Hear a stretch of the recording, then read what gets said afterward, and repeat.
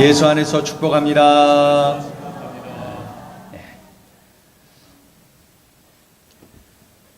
우리가 요한계시록을 쭉 봐오는 중에 심판이 예수님 재림하시기 전에 이 땅에 심판이 여러 차례 임하는데 7 인봉 심판이 먼저 진행된다. 인한 것을, 봉한 것을 뗄 때마다 심판이 임하는 것, 그런 내용이 쭉 기록되는데, 그런 중에 요한계시록 7장이 삽입이 됩니다. 그 7장의 내용을 보니까 심판 중에도 하나님의 구원의 역사는 계속된다. 심판 중에도 하나님은 하나님의 백성들을 보호하신다. 우리를 구원해 주신 그 은혜와 감격을 느끼도록 이 7장을 삽입해서 우리에게 말씀을 전해 주셨어요. 그 이후에 7 인봉 심판이 맞춰지면서 7 나팔 심판이 지속이 됩니다. 천사가 나팔을 한번 불 때마다 심판이 임하는 이러한 7 나팔 심판이 계속되는 중에 하나님께서 또다시 삽입장으로 요한계시록 10장을 우리에게 주시는데, 지난 주일에 봤죠? 보니까 구원의 감격을 가지고 삶의 현장에서 말씀을 먹고 말씀을 먹은 대로 살아내는 그러한 삶을 누리라고 우리들에게 도전하시는 그러한 음성을 지난 주일에 봤던 10장을 통해서 우리가 깨닫게 되었어요. 그렇다면 오늘 우리에게 주시는 이 11장은 뭔가요? 이 11장은 바로 샘플장이라 그래서 7장의 구원의 감격을 가지고 10장의 말씀을 먹고 말씀대로 살아간 사람들이 있다, 이 샘플을 제시하는 게 바로 이 11장이라는 거예요. 심판을 하시는 중에 잠시 멈추면서 7장, 10장, 11장 이렇게 삽입장으로 또 샘플장으로 우리들에게 너희도 이렇게 살아야 된다 하는 것을 알려주고 있어요. 오늘 이렇게 샘플장이에요. 11장. 7장, 10장의 그 내용들을 그저 머릿속으로만 이해하고 담는 것이 아니라 그것을 삶 가운데서 그대로 살아낸 그러한 사람들이 있다. 그러면서 두 증인이라고 하는 이름으로 우리들에게 샘플로 제시하고 있어요. 두 증인. 너희도 이렇게 살아야 돼. 샘플이 있어. 그러면서 제시하는 거예요. 자, 3절을 읽어보죠. 3절 시작. 내가 나의 두 증인에게 권세를 주리니 그들이 굵은 베옷을 입고 1260일을 예언하리라. 여기서 1260일은 좀 이따 말씀을 드리기로 하고, 내가 나의 두 증인에게 권세를 주리니, 두 증인, 바로 이 두 증인이 오늘 우리 주님께서 우리에게 제시하는 샘플이에요. 샘플. 두 증인이 등장하는데 이들이 누굴까요? 4절을 읽습니다. 4절 시작. 그들은 이 땅에 주 앞에 서 있는 두 감람나무와 두 촛대니. 그 당시에는 이러한 그 서신들을, 이 성경 내용들을 막 이렇게 돌려가면서 읽어야 되는데, 이거 로마의 압제를 당하고 그런 판에 이거를 본다고요? 로마 황제를 주님이라고 믿어야 되고 섬기고 고백해야 되는 그때의 이러한 내용들, 예수 그리스도만이 구세주요 인생의 주인이요 이분만을 섬겨야 된다라고 하는 내용들, 그리고 로마는 결국 멸망할 것이라고 하는 이러한 내용들, 우리를 핍박하는 자들은 결국 망하게 될 것이라고 하는 이런 내용들, 그러니 너희들은 믿음으로 이겨내야 된다라고 하는 이런 내용들을 어떻게 대놓고 해요? 어떻게 대놓고 이것을 볼 수가 있어요? 그러니 철저하게 이 요한계시록은 상징으로 되어 있는 거예요. 상징.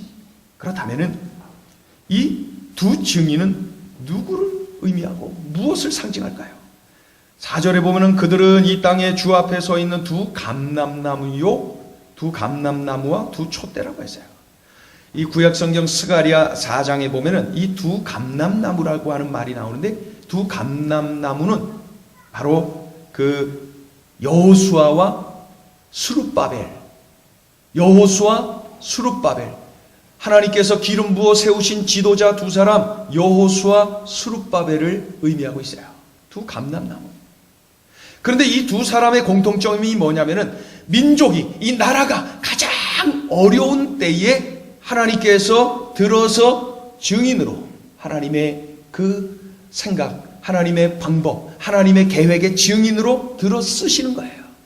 그러니까 두 감람나무를 의미하는 여호수아와 스룹바벨, 이 사람들은 바로 하나님께로부터 명하신, 하나님께서 주신 명하신 그 사명을 감당한 하나님 사역의 증인들. 그러니까 이 증인들을 상징하고 있다. 그 내용이죠. 증인을 상징하는 거예요. 그리고 두 촛대는 뭘까요? 성경에 우리 요한계시록 1장에서 볼 때 7촛대 그럴 때 소아시아의 7교회 기억나시죠? 촛대는 교회를 의미해요. 그러니 오늘 두 감람나무, 두 촛대, 두 증인 뭘 의미하는 말이죠? 이 성령의 능력을 받아서 증인의 사명을 감당하는 교회를 의미하는 거예요. 증인 공동체, 이 교회를 상징하는 거예요. 두 증인은 복음을 전하는, 하나님의 뜻을 전하는, 하나님의 뜻대로 살아내는 교회를 의미하고 있다. 그런데 3절을 보니까 두 증인의 복장이 눈에 띄는데 굵은 베옷, 무엇을 의미할까요? 구약의 선지자들이 타락한 세상을 향해서, 타락한 사회를 향해서 회개를 촉구할 때 입었던 옷이 바로 이 베옷이. 그렇죠? 니느웨가 온 12만 명이 나와서 회개할 때 입었던 옷, 베옷. 다니엘이 그 우상을 섬기는, 비록 이방 땅에 끌려가서 포로로 있고 이방 땅에 있었고 이방인들이 우상 섬기는 거 당연하게 여겼을지 모르지만은 그때 다니엘은 베옷을 입고 하나님 앞에 자신이 그 모든 죄악을 끌어안고 회개하는 모습. 니느웨도 그렇고 다니엘도 그렇고 많은 믿음의 선배들이 자신이 회개할 때, 그리고 회개를 촉구할 때 입었던 옷, 베옷. 그것을 의미하고 있어요. 그러니 오늘 본문의 그 두 증인을 정리해 보면은 성령의 능력을 받아서 증인의 사명을 감당하는 교회를 상징하고 있는 거예요. 교회. 그런데 그 교회가 해야 될 일이 뭐냐? 바로 베옷을 입는 거예요. 교회가 회개하는 거예요. 성도가 회개하는 거예요. 그리고 회개를 촉구하는 거예요. 이것이 바로 교회의 사명이다. 오늘 상징적으로 기록되어 있는 바로 이 두 증인이라고 하는 이 용어를 통해서 우리에게 귀한 것 깨닫게 해주고 계시는 거예요. 굵은 베옷을 입은 두 증인, 즉 교회를 상징하는 두 증인에게 중요한 특징들이 있는 것 본문에 눈에 띕니다. 보니까 이 두 증인이 엄청난 능력을 가졌어요. 자, 5절 6절 읽어보죠. 교회를 상징한다 그랬지요. 두 증인이 엄청난 능력을 가졌어요. 5절 6절 시작. 만일 누구든지 그들을 해하고자 하면 그들의 입에서 불이 나와서 그들의 원수를 삼켜버릴 것이요, 누구든지 그들을 해하고자 하면 반드시 그와 같이 죽임을 당하리라. 그들이 권능을 가지고 하늘을 닫아 그 예언을 하는 날 동안 비가 오지 못하게 하고, 또 권능을 가지고 불을 피로 변하게 하고 아무 때든지 원하는 대로 여러 가지 재앙으로 땅을 치리로다. 여러분, 두 증인에게 이토록 엄청난 능력이 있다 그랬어요. 그런데 이 두 증인은 바로 복음 전하는 이 증인 공동체인 교회라고 했죠. 두 증인에게 이토록 엄청난 능력을 주셨어요. 마치 모세에게, 마치 엘리야에게 사명을 주실 때에 그 능력을 부여해 주신 것처럼 말이죠. 교회에게 증인으로 살아라 라고 사명을 주시면서 우리 교회에게 능력을 주셨다는 거예요. 엄청난 능력을 부여해 주셨다는 거예요. 그런데 이렇게 엄청난 능력을 가진 이 두 증인이 죽어버려요. 아주 힘없이 죽어버려요. 7절 읽어보죠. 7절 시작. 그들이 그 증인을 마칠 때에 무적행으로부터 올라오는 짐승이 그들과 더불어 전쟁을 일으켜 그들을 이기고 그들을 죽일 터인즉, 무적행으로부터 올라오는 짐승, 이 적그리스도를 의미해요. 적그리스도. 무적행으로부터 올라오는 짐승인 이 적그리스도가 두 증인을 죽입니다. 그토록 강하던 이 엄청난 능력을 가진 두 증인이 아주 힘없이 죽어버려요. 그런데 놀라운 일이 일어나요. 두 증인이 다시 살아나요. 부활해요. 11절을 읽습니다. 11절 시작. 3일 반 후에 하나님께로부터 생기가 그들 속에 들어가매 그들이 발로 일어서니 구경하는 자들이 크게 두려워하더라. 이러한 두 증인의 특징들을 기억하면서 우리 8절 읽습니다. 8절 시작. 그들의 시체가 큰 성 길에 있으리니 그 성은 영적으로 하면 소돔이라고도 하고 애굽이라고도 하니 곧 그들의 주께서 십자가에 못 박히신 곳이라. 두 증인을 통해서 주님이 우리에게 주시는 메시지가 바로 이거예요. 예수 그리스도의 십자가와 부활을 기억하라는 거예요. 사명을 받은 교회여, 예수 그리스도의 십자가와 부활을 기억하라. 오늘 그 말씀 주시는 거예요. 예수님은 전능하신 분이에요. 예수님은 창조주이세요. 하나님의 아들이세요. 삼위일체 하나님의 본체이세요. 엄청난 능력을 가지셨어요. 그런데 십자가에서 힘없이 죽으셨어요. 힘없이 죽으셨어요. 전능하신 하나님으로서의 자기 권리를 포기하셨어요. 우리 예수님의 내려놓은 십자가의 그 죽음의 모습에서 볼 수가 있는 거죠. 어린 양, 아무 힘없이 우리 주님 십자가에서 그렇게 죽으셨어요. 그리고 예수님은 부활하셨어요. 우리 하나님께서 살리셨어요. 그리고 우리에게 영생의 확신을 갖도록 만들어 주셨어요. 그리고 원수 마귀가 놀라고 두려워 떨도록 만드셨어요. 진정한 승리자가 되셨어요. 바로 이러한 예수 그리스도의 십자가와 부활을 기억하라는 거예요. 우리는 어떻습니까? 능력. 그저 능력만을 구하고 능력만을 자랑하고 능력이 최고라고 믿고 사는 것은 아닙니까? 그래서 나의 지식, 나의 물질, 나의 사회적 지위 이런 것들을 내려놓고 내가 이렇게 참으로 내세우면서 말이죠. 이런 것들을 내세우면서 자신이 강하다고, 내가 이렇게 잘났다고 자랑하고 있는 것은 아닙니까? 능력만을 앞세우면서 말이죠. 그런 것들이 있으면은 교만에 빠지고, 그런 것들이 없다 싶으면은 열등감에 빠지고, 그저 능력을 외치고 버티고 그렇게 살고 있는 것은 아닙니까? 개척을 하고 담임 목회를 하면서 많은 목회자들을 만났어요. 만나면서 제가 느끼는 것이 뭐냐면은 한국 교회 목회자들이 너무 능력의 함정에 빠져 있다. 그런 생각을 자주 하곤 합니다. 교회가 성장하면은 능력이 있는 것이고, 그렇지 않으면은 무능한 것이고, 그래서 교회가 성장하면 그것이 자신의 능력인 양 교만에 빠지고, 그렇지 않으면은 자신이 무능한 양 열등감에 빠지고, 지금 한국 교회를 뒤덮고 있는 이 괴질이 돌고 있는데 바로 이 병이 능력의 함정에 목회자들이 빠져 있어요. 교인들도 마찬가지. 큰 교회, 유명한 교회 다니면은 자신의 믿음이 그런 양 착각하면서 힘주고 다니고, 그렇지 않고 작은 개척교회를 섬기고 열심히 헌신하는 그런 분들은 마치 뭔가가 부족한 양 바라보기도 하는, 이 착각에 빠진 아주 못된 그런 병에 빠져 있는 한국교회의 모습을 우리가 부인할 수가 없어요. 여러분, 우리 모습은 어떻습니까?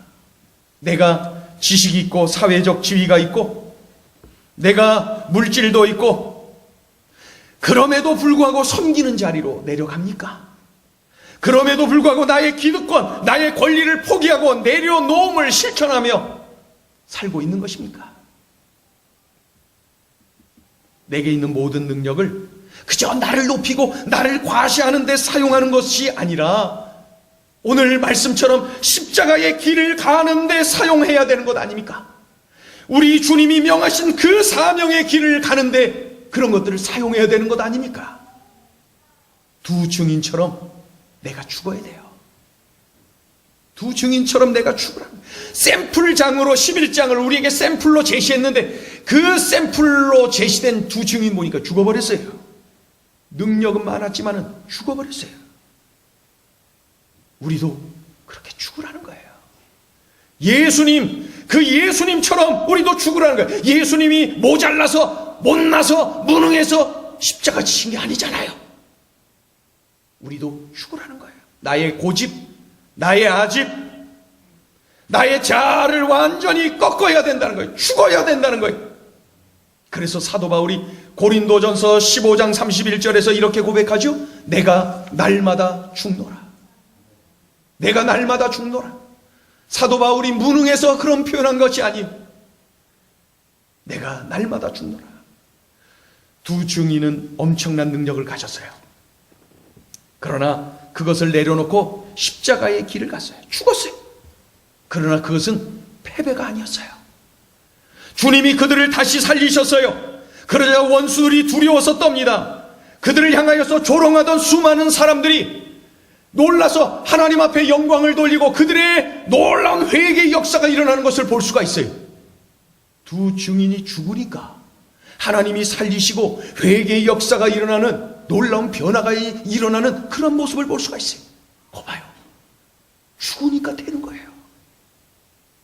여러분, 제가 오늘까지 이 교회를 개척하면서 7년 11개월째 우리 교회에서 숫자를 세보니까 낮설교 420번째 지금 하고 있어요.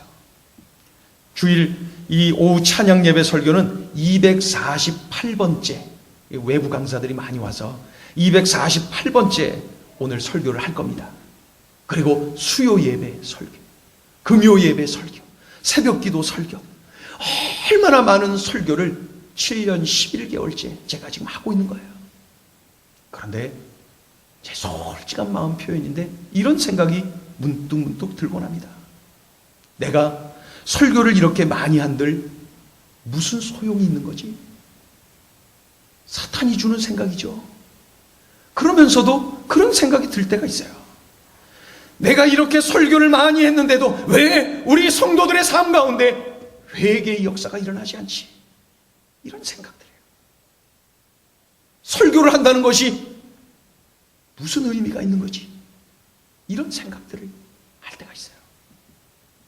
그런데 오늘 이 요한계시록 11장 말씀을 준비하는 중에 저에게 깨달음을 주셨어요. 그게 뭐냐면은, 박 목사야, 네가 먼저 내려놓고 회개해라. 네가 먼저 회개하고 십자가의 길을 가라. 너의 자아를 죽이고 철저히 십자가의 길을 가란 말이다. 그런데 그렇게 될 때에 너의 성도들의 그 회개의 역사가 일어나고, 더 나아가서 세상 사람들 가운데서 회개의 역사가 일어나는 거야. 문제는 너야. 너에게서부터 너의 자아가 깨어지고 박살나고 부서지고 가루가 돼야 되는 거야. 이런 깨달음이 왔어요. 박 목사야, 너는 그렇게 살지 않으면서 자꾸 성도들에게 이렇게 사시오 저렇게 사시오, 잘난 척하고 믿음이 강한 척하고 말로만 떠들고 있는 것 아니냐. 그러니 무슨 회개의 역사가 일어나겠니? 무슨 변화가 일어나겠니? 죽어라. 네가 죽어라. 네가 내려놓아라. 그리고 네가 묵묵히 먼저 십자가의 길을 가라. 우리 주님께서 그런 말씀을 주셨어요. 그리고 깨닫게 하신 것이, 그것이 바로 진정한 능력이란다. 능력. 많이들 외치고 있지만은 무엇이 능력인지를 깨닫지 못하고 있다는 것이죠. 진정한 능력은 내가 죽을 때 나타나더라고요. 내가 부서지고 깨어지고 박살나서 내 자아가 깨지고 내 고집과 아집이 없어질 때에, 내가 십자가의 길을 묵묵히 갈 때에 이러한 진정한 힘을 경험하게 되는 것이죠. 여러분은 어떠세요? 말로만 예수 믿고 있는 것 아닙니까? 믿음 좋은 척하고 있는 것 아닙니까? 오랜 세월 교회 다녔다고 관록을 자랑하며 그 관록이 마치 믿음인 양 착각하고 이 자리에 잘난 척하고 있는 것 아닙니까? 믿음 좋은 척하고 말이죠. 이제 내가 자랑하던 것들, 내가 의지하던 것들 다 내려놓고 묵묵히 십자가의 길을 가야 되겠어요. 내가 죽어야 하겠어요. 그래야 내 안에 계신 우리 주님께서 일하시는 거예요. 내가 너무 강하니까 주님이 일하시질 못하잖아요. 내가 다 할 수 있고 내가 다 해버리니까 주님이 일을 하시지 못하잖아요. 내가 일하니까 날마다 그 모양 그 꼴인 거예요. 십자가의 능력이 나타나질 않아요. 회개의 역사가 일어나질 않아요. 날마다 교만과 때로는 열등감에 사로잡혀 있어서 성장하고 성숙해지지 못하는 나의 모습 우리가 잘 알고 있지 않습니까? 내가 너무 강해서 그래요. 내가 강해서 내가 다 해서 그래요. 우리 주님 일하실 자리가 없어요. 우리 주님이 너무 외로우신 거예요. 내가 능력이 있어야만 승리하는 줄 알고 내가 잘나야지만 잘 되는 줄 알고 착각하며 살았던 우리의 모습인 거죠. 주님이 말씀합니다. 얘야, 내려놓아야 된다. 네가 죽어야 된다. 내가 죽고 예수로 사는 것이죠. 그게 바로 십자가의 길이. 오늘 본문을 보면은 십자가의 길을 가는 우리에게 중요한 사실을 한 가지 또 깨닫게 하시는데, 하나님이 나의 보호자가 되어주신다는 사실이에요.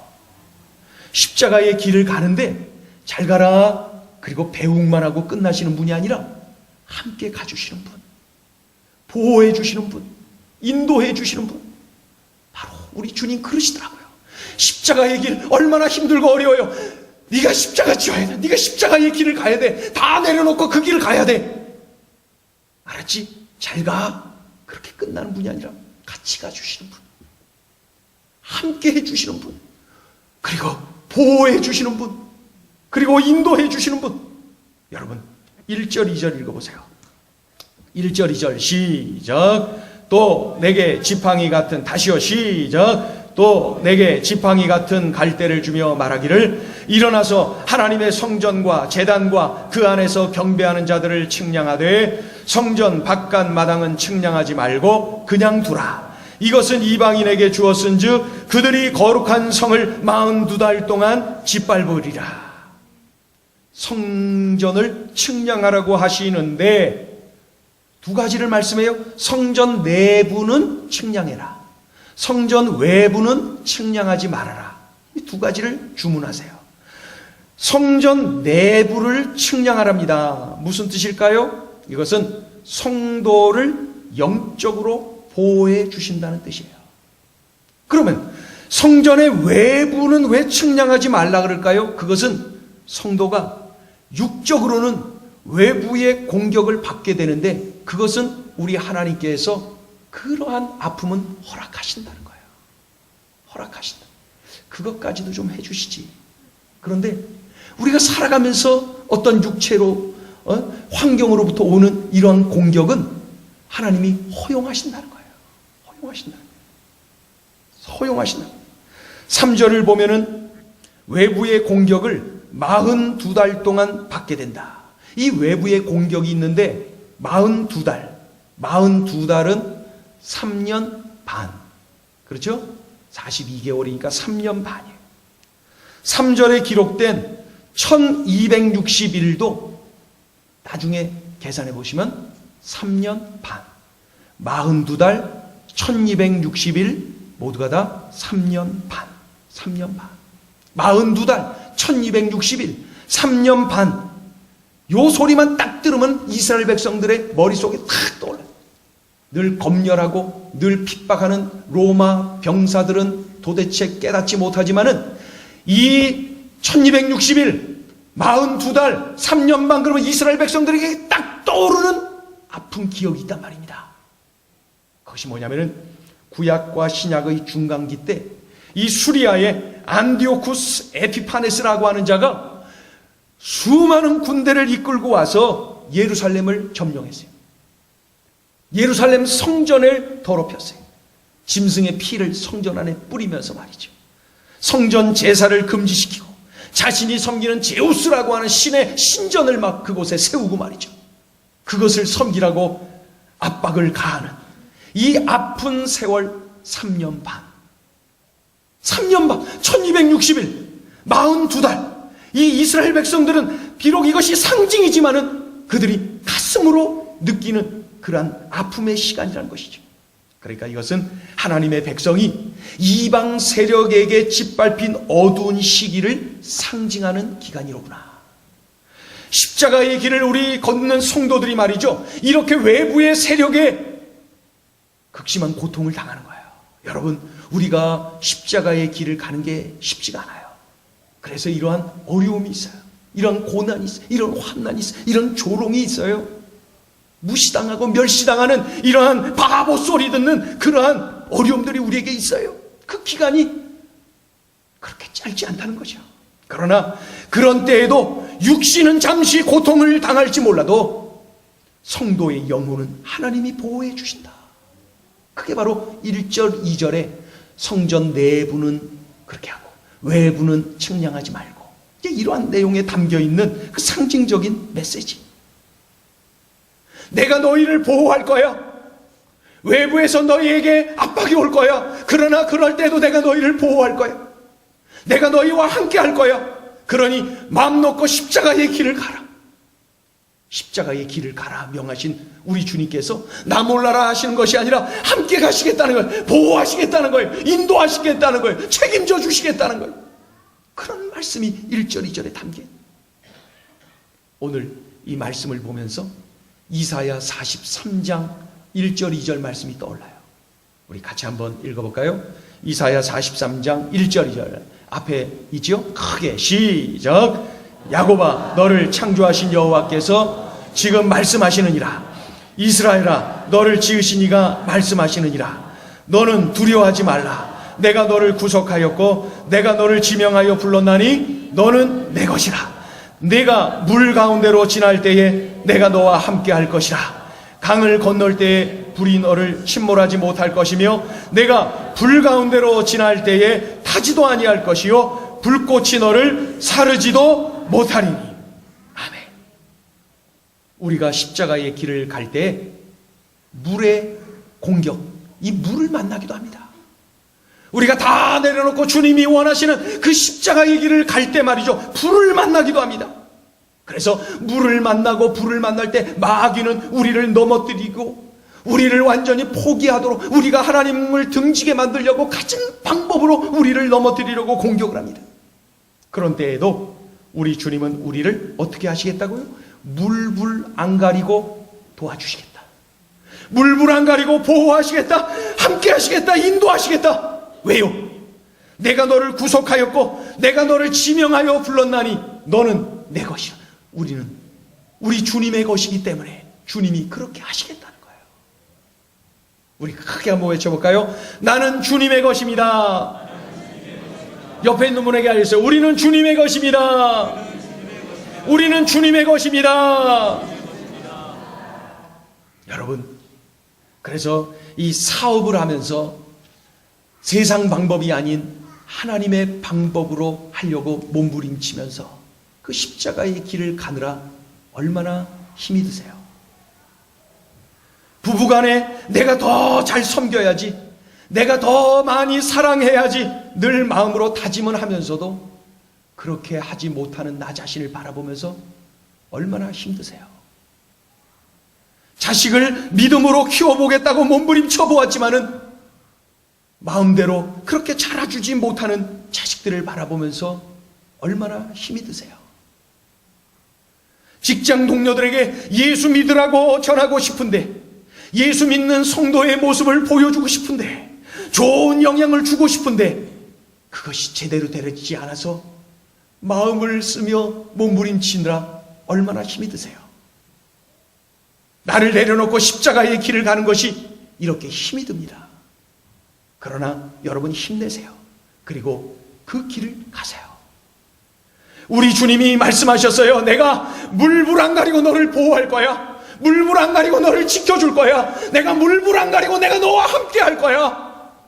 우리 주님이 같이 가주시면 되잖아요.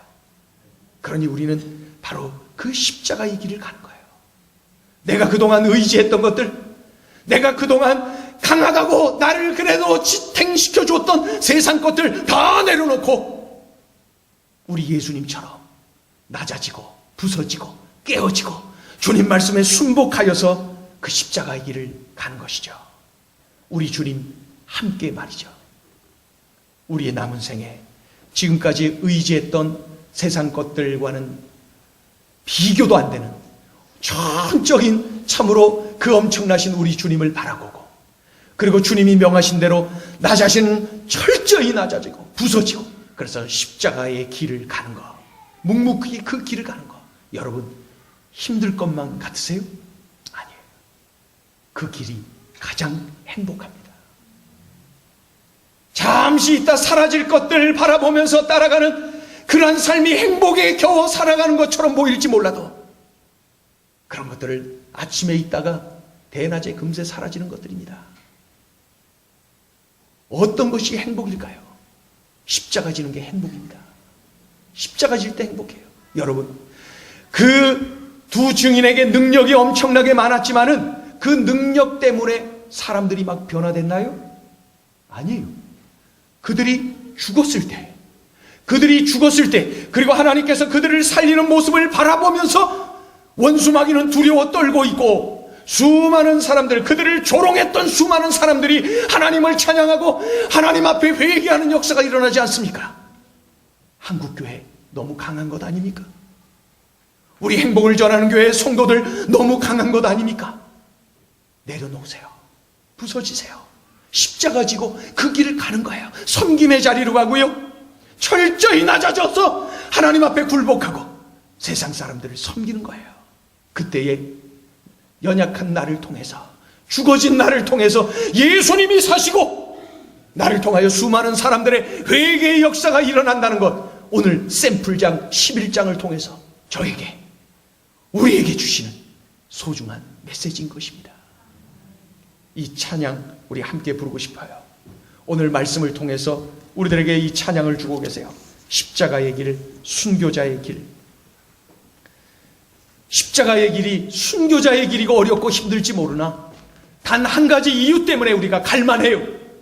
물불 안 가리고 같이 가주시는 분, 물불 안 가리고 보호해 주시는 나의 주님, 그분이 함께 하시거든요. 우리 이 찬양 함께 올려드립니다.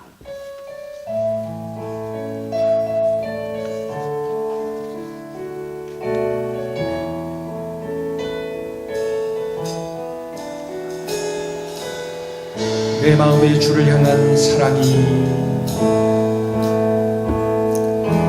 내 마음의 주를 향한 사랑이, 나의 말에 주가 주신 진리로 나의 눈에 주의 눈물 채워주소서.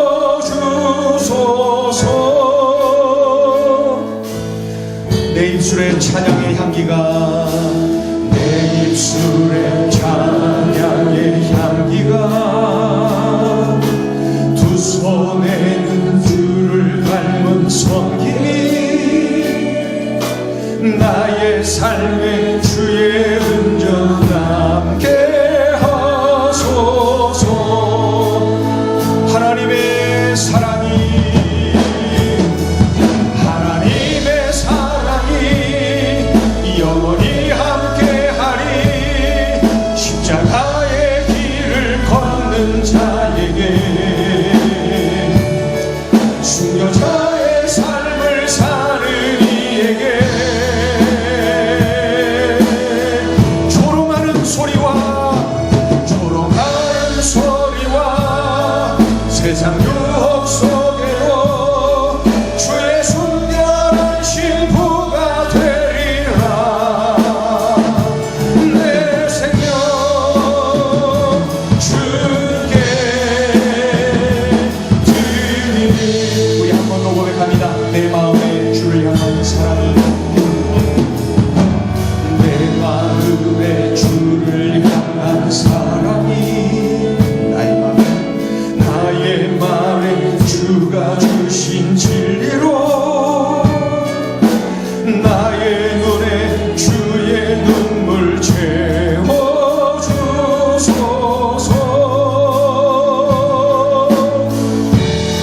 내 입술에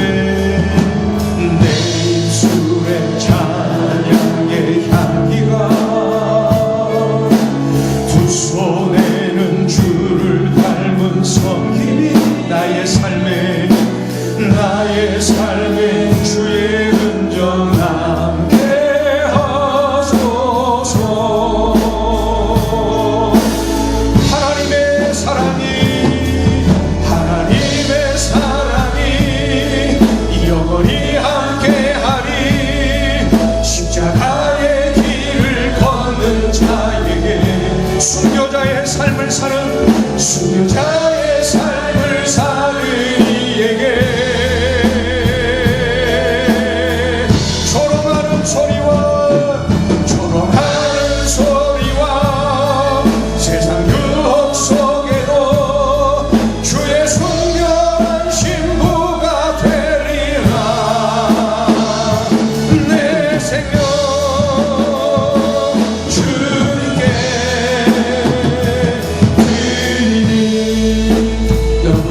십자가의 길을 가느라 얼마나 힘이 드세요?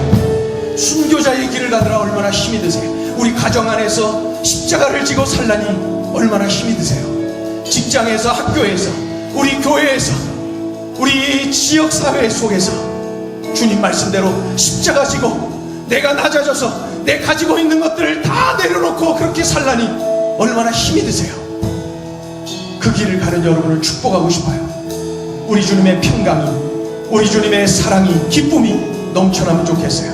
우리 축복을 하면 좋겠어요. 평강, 하나님의 평강이 여러분에게 넘치기를 바랍니다.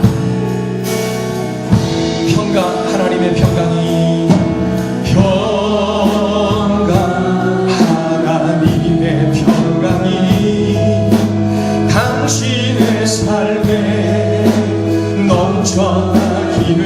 평강, 평강, 하나님의 평강이 당신의 삶에 가득하기를 축복한 기쁨, 하나님의 기쁨이, 기쁨, 하나님의 기쁨이 당신의 삶에 넘쳐난 기쁨, 기쁨, 하나님의 기쁨이 당신의 삶에 가득하기를 축복.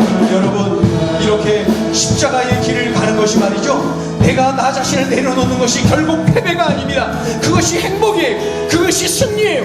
오늘 두 증인을 통하여 우리에게 분명히 보여주시지 않았습니까? 예수 그리스도가 샘플이시지 않습니까?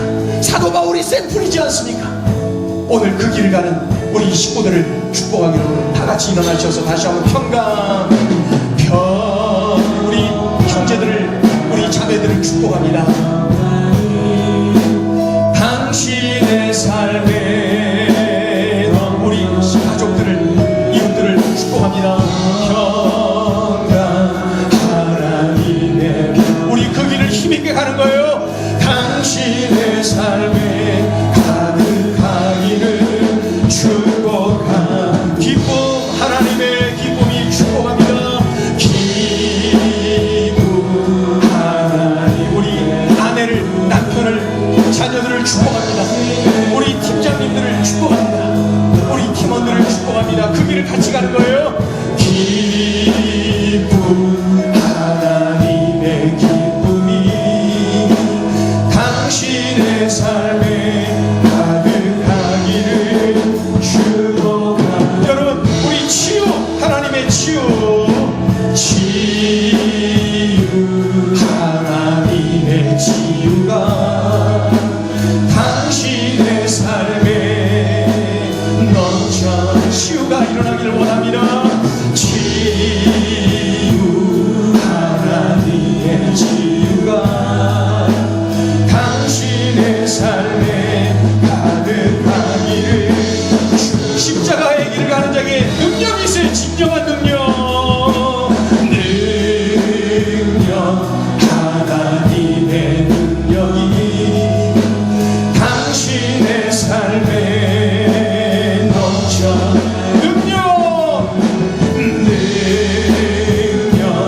하나님의 능력이 당신의 삶에 가득하기를. 우리 손을 더 멀리. 능력, 하나님의 능력이 있어요.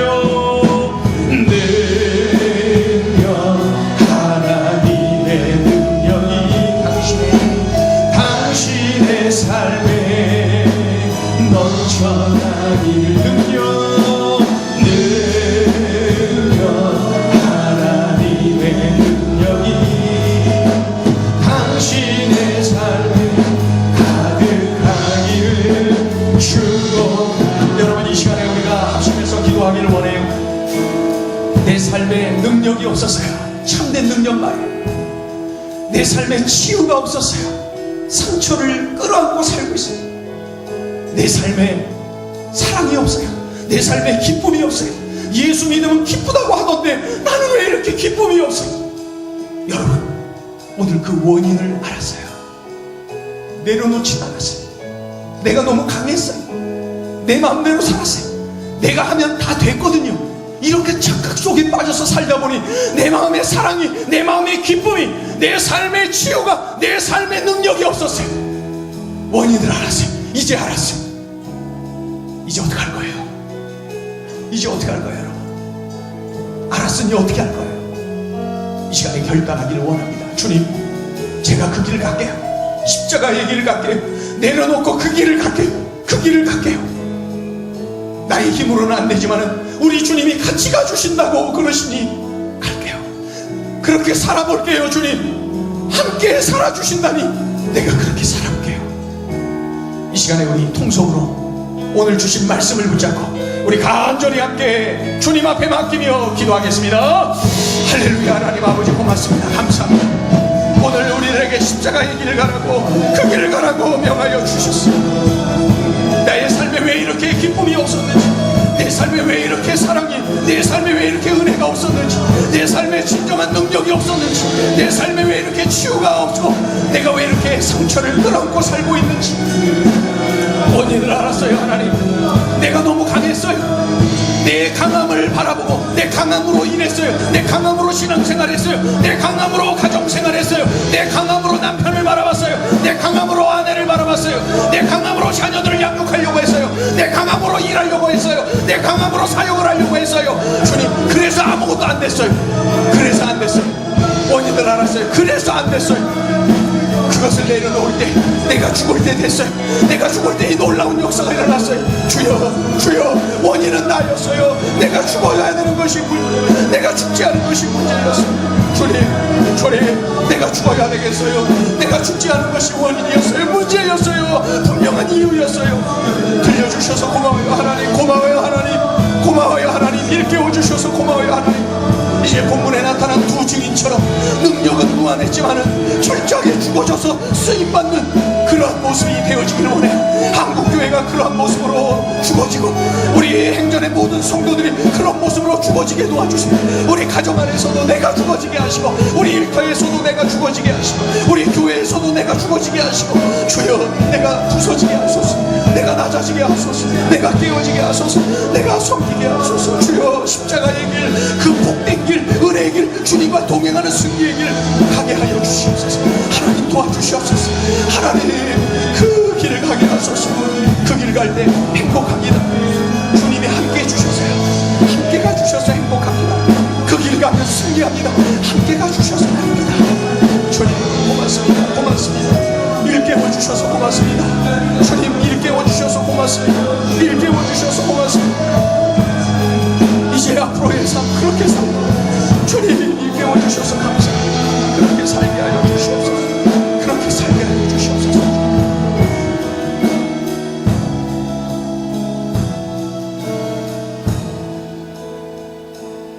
하나님 고마워요. 하나님 감사해요. 우리의 삶이 열심히는 살았지만은 왜 이렇게 기쁨이 없는지, 왜 이렇게 평강이 없는지, 왜 이렇게 상처로 늘 힘들어하는지 원인을 알았어요. 내가 너무 강한 게 문제였고 그것을 의지하고 예수님을 뒤로 한 것이 문제였습니다. 주님, 깨닫게 해주신 대로 이제 내려놓게 하여 주시옵소서. 가정에서 내가 부서지게 하시고, 일터에서 내가 부서지게 하시고, 교회에서 내가 부서지게 하시고, 내가 만나는 사람들 관계 속에서도 내가 부서지고 깨어지고 박살나고 철저히 낮아지고 섬기게 도와주시옵소서. 그리하여 십자가의 길, 주님 명하신 그 길 가게 하여 주시옵소서. 그런데 주님, 그 길 가면 다 됩니다. 함께 가주시니까 말이에요. 그 길 갈 때가 가장 행복합니다. 함께 가주시니 말입니다. 그 길 갈 때 승리합니다. 함께 가주시니 말입니다. 이 엄청난 비밀을 알려주셨으니 오늘 요한계시록 11장 샘플을 통하여 우리들에게 일깨워 주셨으니 주여 순종하게 하여 주시옵소서. 그리하여 승리하는 기쁨을 누리는 역전을 경험하는 우리의 삶이 되게 하여 주시옵소서. 예수님의 이름으로 기도 올리옵나이다. 아멘.